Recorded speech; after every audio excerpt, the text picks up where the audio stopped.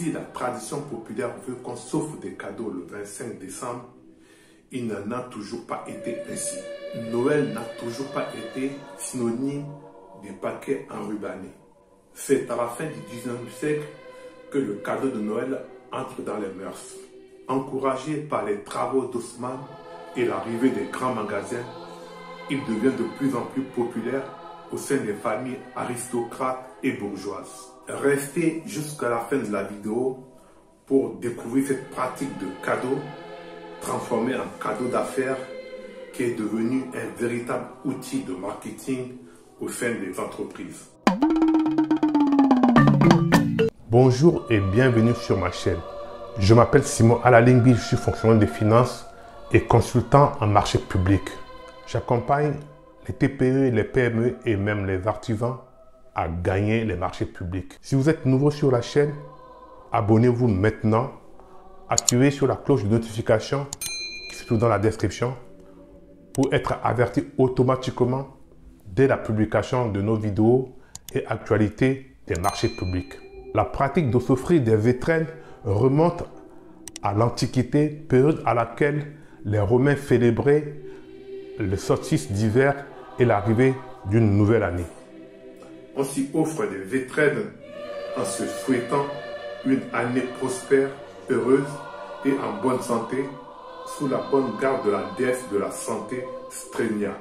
En fin d'année, il est usage de donner des vitrines à son facteur, son concierge ou des pompiers. Si vous pratiquez cet usage de vitrines, attention aux arnaqueurs et aux faux démarcheurs. Et sachez qu'il n'y a aucune obligation de donner et aucun barème de fixer. L'usage est de donner généralement les vitrines à son facteur. Mais certaines professions, comme les pompiers, doivent demander des autorisations à leur préfet ou au maire. Les cadeaux d'affaires existent depuis les premiers échanges commerciaux sous forme de produits culinaires, d'objets de toutes sortes qui consolidaient les liens entre les différentes nations. Cette pratique est devenue depuis lors un véritable outil de marketing au sein des entreprises. Mais au-delà de la fidélisation, l'objectif est aussi et surtout de communiquer et de valoriser l'image de l'entreprise. Et c'est une excellente opportunité pour l'entreprise de communiquer avec sa clientèle. Comment doit être ce cadeau? Ce cadeau doit surprendre agréablement et surtout permettre de se démarquer par rapport à la concurrence.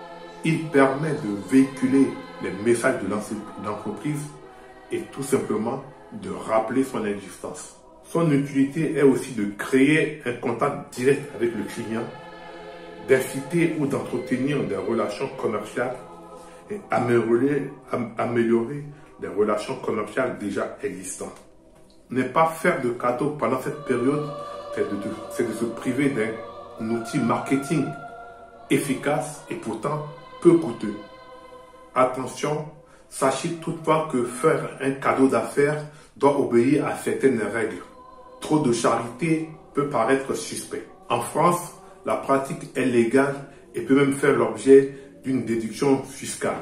N'oubliez surtout pas de la déclarer aux impôts. Veillez à ce que les cadeaux soient proportionnels à l'enjeu, surtout s'il s'agit des cadeaux de luxe. Vos cadeaux ne doivent pas être réservés uniquement aux clients qui ont fort chiffre d'affaires, même si vous devez les remercier d'une manière significative. Vous pouvez aussi offrir ces cadeaux aux assistants, aux adjoints et toute personne qui contribue à la bonne marche de l'entreprise. En résumé, le cadeau est un outil qu'on ne doit pas se priver d'en faire. Il crée un contact direct avec le client, incite et entretient des relations commerciales, améliore les relations commerciales déjà existantes. Attention, veillez à ce que vos cadeaux soient proportionnels aux enjeux, surtout quand il s'agit des cadeaux de luxe. Et ils ne doivent pas être excessifs. Nous arrivons à la fin de cette vidéo. Merci d'être resté jusqu'à la fin. Vous êtes artisan, commerçant, TPE ou PME dans le domaine des travaux, des services ou des fournitures. Dites-moi quelle est votre stratégie de cadeau d'affaires. Comment procédez-vous? venez me laisser un message dans la description. N'oubliez surtout pas de liker la vidéo, de partager autour de vous. Et pour ceux qui n'ont pas ou ceux qui ne sont pas abonnés, n'oubliez pas de vous abonner, d'activer les cloches de notification. Comme disent chez nous en Centrafrique, Tilasso Awunzawe. À très bientôt et prenez soin de vous.